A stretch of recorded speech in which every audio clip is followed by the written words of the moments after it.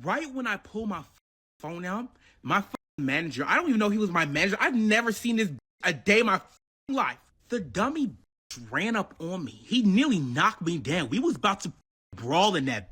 Who the you walking up on? If you are a manager, the way you choose to do your job is very important because the people below you will either love you or hate you. And if they hate you, there's a chance they might quit, which puts more work on you. Let's check out a few stories from people who quit their jobs because their managers wasn't doing right. Girl, I just quit my motherfucking job and I don't give a fuck. Yeah, let me tell you the backstory. So I worked at Home Depot, right? But I worked in corporate. When I worked in Texas, I worked at the corporate building. So I was in a different whole another field than working in the actual store. So when I transferred, they said, oh, we don't have any corporate buildings in Austin, Texas. Okay, that's perfectly fine. I will go work in the store, baby. I know how to work. I know how to put my fucking boots on the ground and get my motherfucking check. I've always done that. So that's not, unfamiliar to me. So when I talked to this store manager, it was for 30 fucking days. And he told me I would be working the service desk. Okay, cool. That's perfectly fine. Before I transferred, they told me that my pay was going to change. That's perfectly fine. I understand I'm going from corporate to store bound. I knew I was going to get like a $8 or $9 decrease. That's fine. Bitch, I didn't know I would get a $12 decrease. Bitch, what are you talking about? When I checked the other day, bitch, it was $12 decrease. I was like, are you fucking insane? That's not what we agreed upon. So my first day comes around. They're like, okay, you got to do videos before you get on the floor. That's perfectly fine. I want to watch the videos anyway. So I watched the videos. It took me 2 days to finish the videos. Perfectly fine. Come Wednesday, they're like, oh, we're going to put you on the floor and you'll be shadowing. Not once did I fucking shadow. They threw me on that bitch and I didn't know what the fuck I was doing. There was no instructions. There was nobody leading. There was nobody telling me, hey, this is what you need to do in order to do X, Y, and Z. Bitch, I'm just up there looking like a dumbass bitch, and everybody's like, well, why you don't know what the fuck you're doing? Bitch, it's my first day.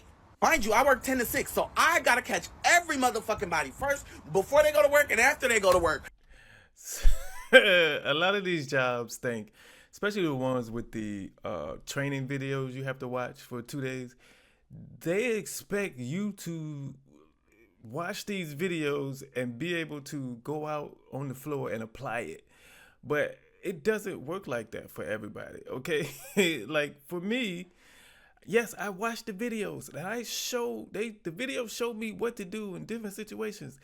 But on the floor is different. I need to actually watch somebody live in person do it sometimes for me to learn how to do it or get the gist of it. Sometimes they don't even have to show me everything. They just show me a little bit. And I said, okay, I got it. I got it from here. I'm good. I can't learn from a video and then apply it. I can, but it's going to take some time. Okay. And I'm going to have to reference this video. He can't reference the video while he's out there working. But yeah, he got more. Let's keep going.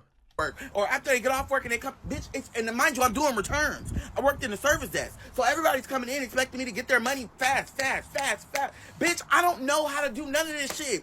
You're asking me where the fuck is this in the store? I don't know. This is my 3rd day, and really it's my 1st day, bitch, because I don't even know how to register work. God damn. So mind you, 7 days go by. Mind you, I did my 2 weeks, right? I'm like, I'm going to man it. I'm going to try to do my motherfucking 2 weeks, right? Mind you, I still don't know what the fuck I'm doing, and everybody's getting mad because I don't know what I'm doing. Bitch, you didn't teach me. I don't know what I'm fucking doing. I don't motherfucking know. So I'm asking managers, hey, how do you do this? How do you do that? How do you do this? How do you do that? They're like, why are you asking me? I'm not in there. Why are you asking me? I'm not. Bitch, you're a manager. The least you could do is try. Girl, you act like, so fuck it. I just started doing whatever the fuck I thought I should do. So then the store manager comes up to me yesterday and he's like, what's your name? Bitch, I've been here for almost 2 weeks and you don't know my motherfucking name? You don't know that me and you have been communicating about my motherfucking schedule and how I wanted to keep my schedule from Austin and transfer it over to here, and that's what you fucking did? You don't even know my motherfucking name? Huh? You make my schedule. What are you talking about? Then today, which put the icing on the cake, because mind you, don't talk to me crazy. Especially for under minimum wage, bitch, you're not gonna talk to me crazy. Some random ass lady comes up to me. And she's, mind you, I don't know if she's a manager. I don't know who the fuck this bitch is. I ain't never seen this bitch a day in my motherfucking life. She come up and be like, you need to answer the phone because they're saying you're not answering the phones. And you need to answer the phone because that's what we do here. politely took my motherfucking apron off and I got the fuck up out that bitch. Cause who the fuck is you talking to, bitch? I ain't even been told to answer no motherfucking phones. Bitch, if it's a problem, you answer it, ho. If it's ringing and you know what the fuck to say, answer that bitch. The fuck? And even after all of this, I was still great to all the fucking customers there because I didn't know what the fuck I was doing, but that's not their fucking fault. That's not their problem that they didn't train me and I don't know what the fuck I'm doing. So baby, I did what the fuck I thought. Okay, you said it's $100. Here you go. Have a wonderful day. Bye. Bitch, they didn't train me, so you're just gonna get the full amount. I'm never gonna stress myself over $18 an hour. I'm just not. Bitch, I could never stress myself over $18. Bitch, I will leave immediately. And mind you, I've been commuting. I live in San Francisco. The fucking closest Home Depot that was supposed to be not hiring is in Coma. Bitch, that's 6 stops away. That's 30 fucking minutes from my apartment. When I live in San Francisco, girl, kiss my ass. Fuck you thought this was. To God be the glory. So yeah, I'm getting a new motherfucking job, bitch. Fuck you thought this was, girl. I get jobs like it's nothing. My background is immaculate. Ho, the fuck? And talking to me crazy. Talking about you gonna answer this phone. Bitch, now you gotta answer the phone for the rest of the day, girl. Man, to have the confidence that he has that he can just get a job like that, he based it on his work history, which probably is great, like he says. But you know, I don't know, to step out like that and just quit a job and say, especially in this day and age where it's a lot of people that been unemployed for months, years, and been trying to get a job the whole time. So for him to step out like that, and I got to give it to him to be that confident, and step out on the basically just the backbone of his work history, his work credentials, and know that that's going to get him a job in the future. I gotta hand it to him for that. But let's get to the next one.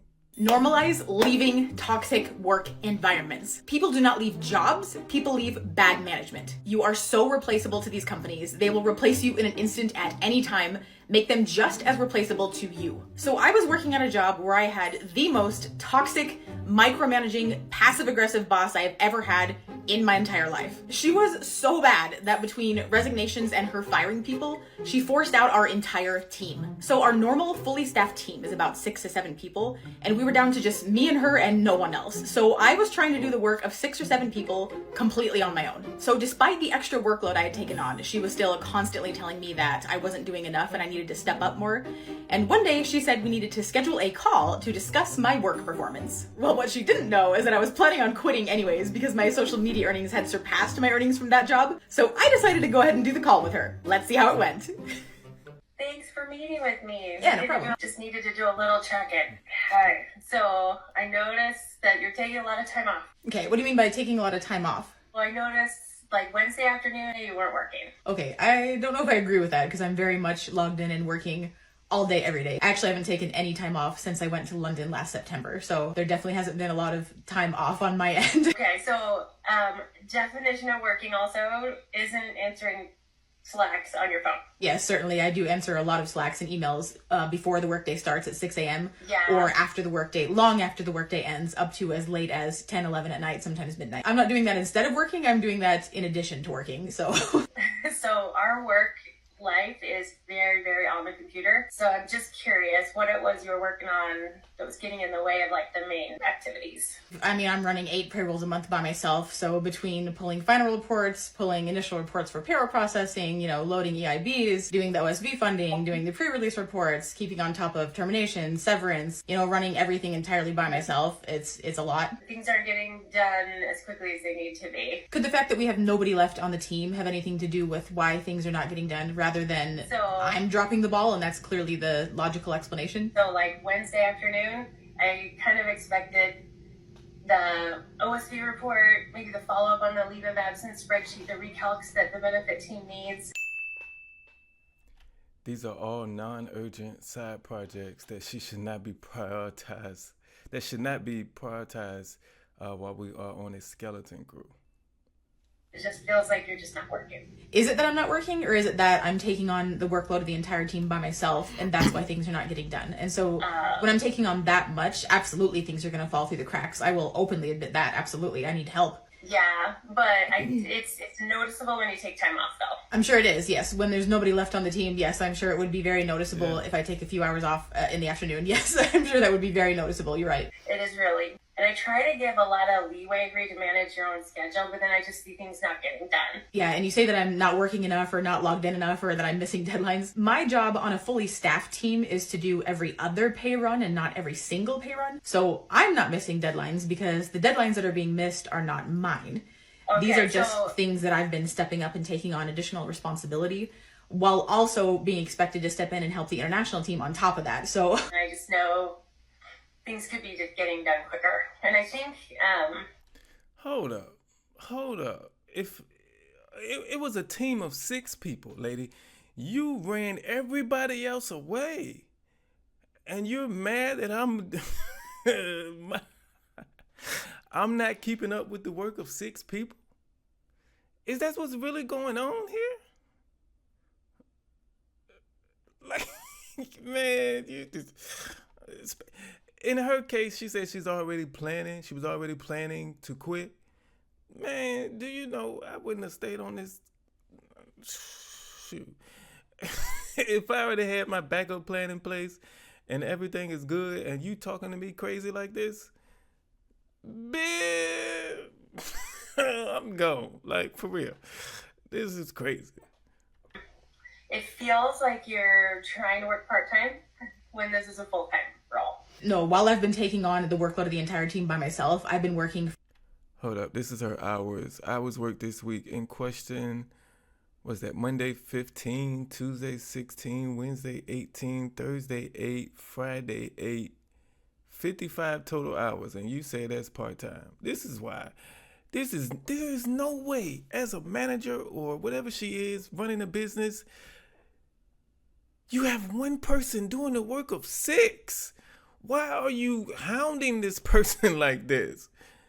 You should be begging them to stay, because if she leave, it's only you.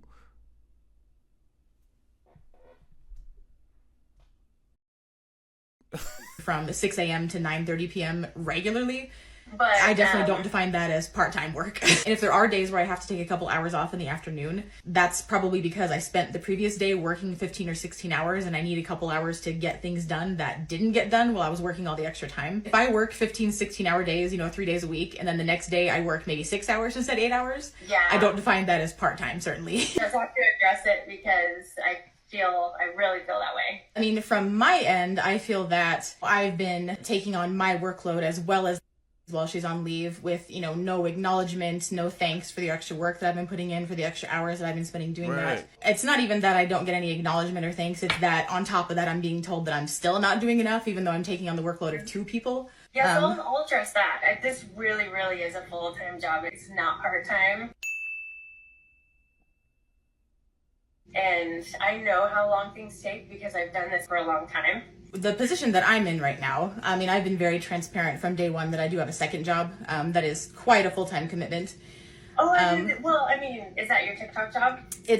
I run 4 platforms. It's TikTok, Instagram, Facebook, and YouTube. And so I didn't realize that was a full-time commitment. Oh yes, very full-time commitment, yes. Well, on top of that, with my mom passing away, there's also been the managing my mom's estate. With the monetizing of my 4th platform, my social media earnings are actually starting to surpass what I make. And then there's also the large inheritance payout that's coming in March. And so I'm not in a position where I have to stay, and I certainly don't want to cause any hindrance to the team. Like, I'm here to help because I know that there's no one left. If it's gotten to a point where it's causing the team a hindrance rather than helping, that's not what I want. And so, it's really up to whatever you'd like to do. I'm happy to stay and help, or I cannot, whatever you think is best for the team. Yeah, I really do need somebody here, full time. And I know if you have your other job, for example, but I do need to know that someone's here all day long, and that's just kind of what I expect. I guess maybe I thought the other platforms were more part-time, but yeah, it really is affecting the team, I think, because we just really need someone there all day. Right, you want somebody who has no life and no commitments outside of this company, which I totally understand that desire. But it's not fair to ask or demand your employees to have no life and no other commitments outside of work. And I think that you'll have a really hard time finding that when you're looking to hire my replacement. So where do we go from here? I mean, it's totally up to you. Like I said, I'm happy to stay and help. Or if you think that won't be helpful, then I could not. It's totally up to you. Like, more than happy to stay and help, because I know that there's no one left. So I don't want to leave you in a position where you're doing everything by yourself. Yeah, it is a little stressful, that's for sure. Yeah, and I totally understand that you must be under a lot of stress as well, where there's nobody left on the team. Yeah. And I certainly empathize with that. And that's also why I've tried to take on the extra workload without complaint. It's just that this is exactly why you are the team lead and not me. I never wanted to be a team lead for this exact reason, because I don't want the extra work and responsibility where I already have a second full-time job. So when things become a dumpster fire, it is the responsibility of the team lead to step up and take on the extra responsibility and not me. This is the best way. You know, when they say kill them with kindness, she she first reminded this lady a couple of times, you ran everybody away. You ran everybody away. Everybody quit. She said it in a nice way, better than I would have said it. But she is killing them with kindness. And then, on top of that, that last few sentences, she's basically said, the only reason you have your job is because I didn't want it. And this is just like, man, this is killing with kindness. It's killing with kindness in the definition. I mean, in the definition. Is it in the dictionary? Because if it is, this video need to be right there next to it. This is perfect. But it's a few more minutes. We're gonna let it run. So I'm happy to throw buckets of water on the dumpster fire, but I'm not going to get in the dumpster, if that makes sense. Yeah, that makes sense. I would love it if you stayed until you came back. Yeah, that sounds good. I think that all of the extra work that was going to be placed on me while was out on leave was not considered at all, nor did I have more than just a few days warning that she was even leaving in the first place, which when someone goes out on leave, I know we have a lot more warning than just a few days. And so I feel like that information was probably purposely withheld from me because you knew that my reaction wouldn't be happy about being told that I'm now going to take on the work of multiple people by myself for the next several months. We really like you here, and your work is really great. We just need somebody a little bit more. I know that you fired somebody else for that same reason, and it's like, what level of engagement is ever going to be enough? It just feels like it's a lot of demand. You know, left and you fired the person on the international team because you figured that no help is better than some help. Even if we hired a temp where it was like, even if they can't fully do this job, but all they know how to do is download reports and save reports, that still would have been really helpful. And having someone here on the international team, even if he's not going to stay long term, some help would have been better than no help. And so I think it's just a combination of factors that have put us in a really bad position where we are now with no help. And it's like, and I feel like I've stepped up quite a lot. Rather than receiving any kind of acknowledgement for that, I've just continually told that I'm still not stepping up enough. If doing the job of 2 people is still not enough, like, I have nothing more to give. Like, I can't. And I'm not in a place where I want to just constantly feel, put down or feel that I'm not doing enough when I have so many other great things going on in my life that I really want to be able to focus on. Yeah, absolutely. I just think the combination of you having 2 jobs is the main thing. But yeah, I do appreciate the feedback. I really do. We're looking at ways to improve the workload. We just really are looking for commitment.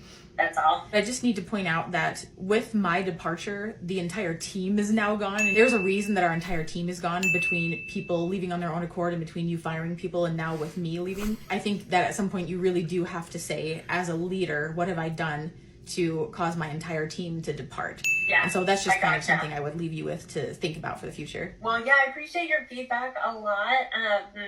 All right, thank you for meeting with me. Yeah, thank you. Okay, bye-bye. Oh, that felt so good. Oh, it feels so good to finally be free. Normalize leaving toxic work environments. If you have poor management, normalize telling them why they're poor management and exactly what they're doing wrong, because this is the only way that we can enact change. The only way people can know when they're doing something wrong is if they're told why and told exactly what they're doing that is causing their team to not succeed. Oh, this felt so good. Like, I am so excited to finally be free. Oh.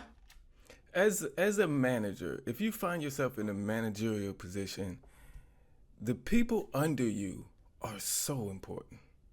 Are so important. Because I know there's higher ups above you who are going to get on you and get on you and get on you. They're not going to get on the people below you.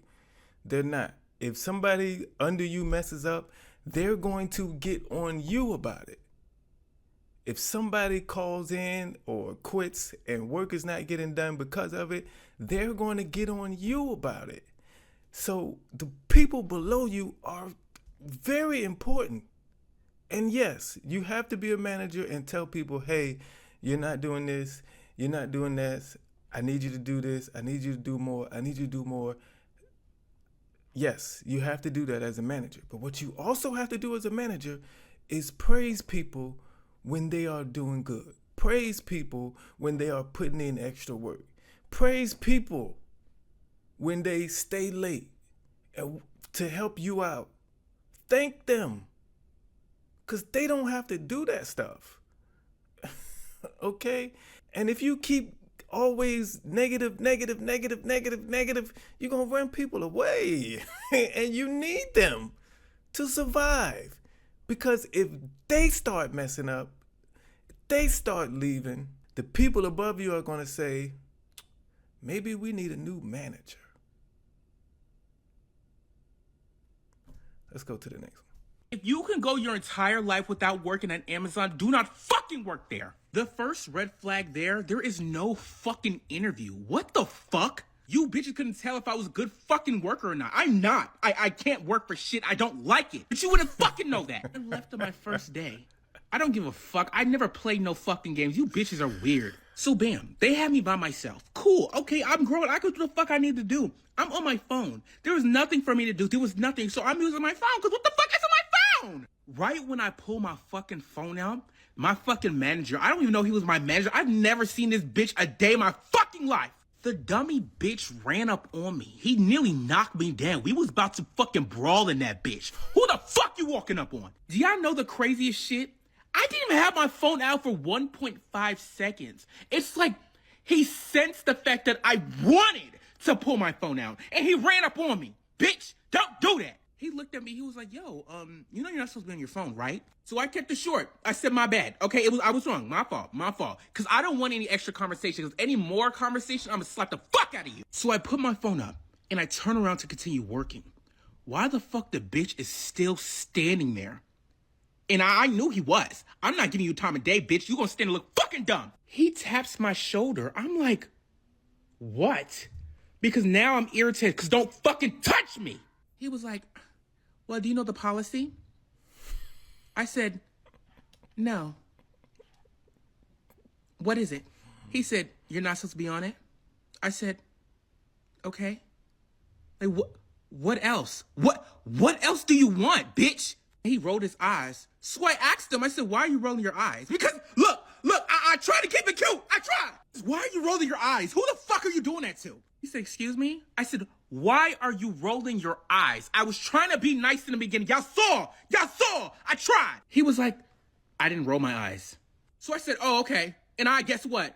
I roll my eyes, because, bitch, we can both.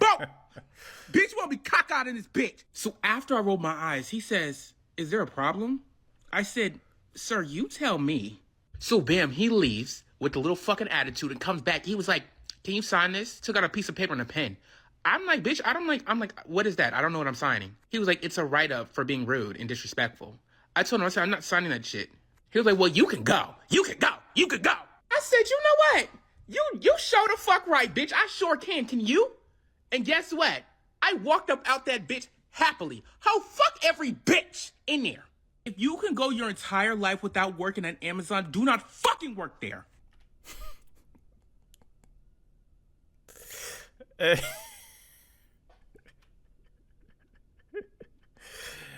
Hey, man, sometimes, people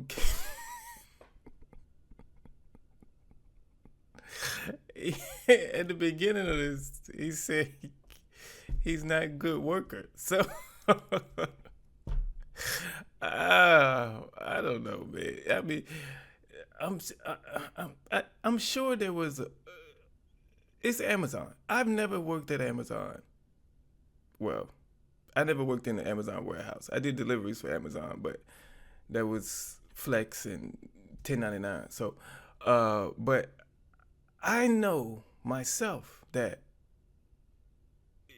you can't be on their phones in Amazon. So, why doesn't, I'm sure when you start the job, they tell you that. They have to, or it's in something you supposed to have read, whatever, when they give you stuff at this job, the rules and regulations, read everything, okay? Don't don't think, oh, I know all that stuff. I ain't gonna worry about that. No, read it all. I'm sure he was told you can't be on your phone while on the floor working at Amazon. I'm sure he was told that, either verbally or through some material that he was supposed to read.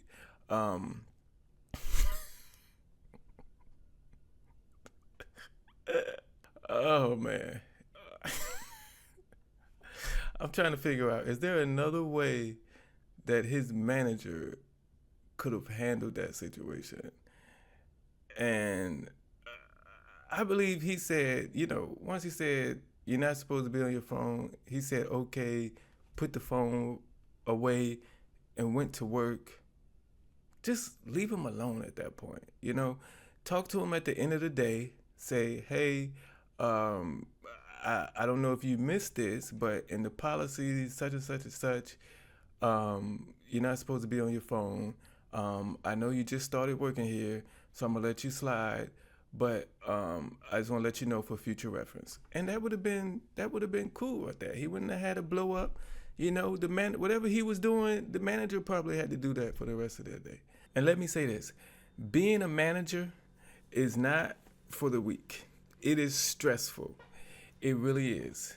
And you have to be able to handle that because you're getting it from both ways. You're getting it from the people under you and from the people over you.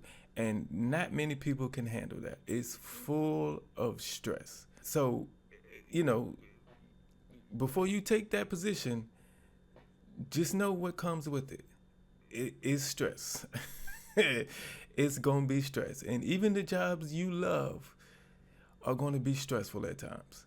So just remember that. Some people can't handle that position. Some can. But you have to figure out if it's good or if it's the right position for you. But whichever way you choose, you got this. You got it. But thank y'all for watching this video. I really appreciate it. Go down in the comment section and tell me, have you ever hated your manager? Have you ever quit because of something your manager did? Let me know in the comment section. Be sure to subscribe to the channel. I'll catch you on the next one.